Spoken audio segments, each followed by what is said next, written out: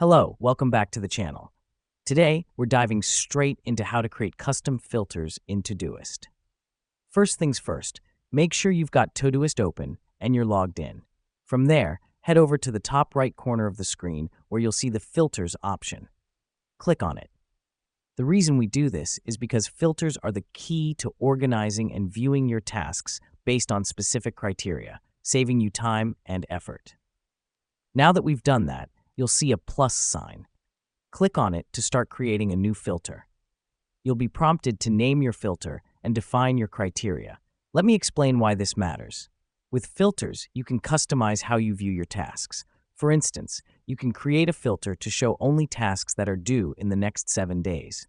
This helps us because it allows you to focus on what's most important at a given time. Next up, after you've defined your criteria, hit Save. Your new custom filter will now appear in the Filters menu.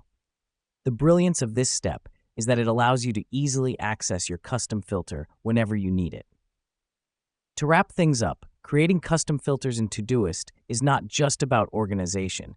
It's about prioritizing your tasks in a way that suits your needs. Remember, the more effectively you can manage your tasks, the more productive you'll be. That's it for now, and as always, keep making the most of Todoist. Catch you in the next one.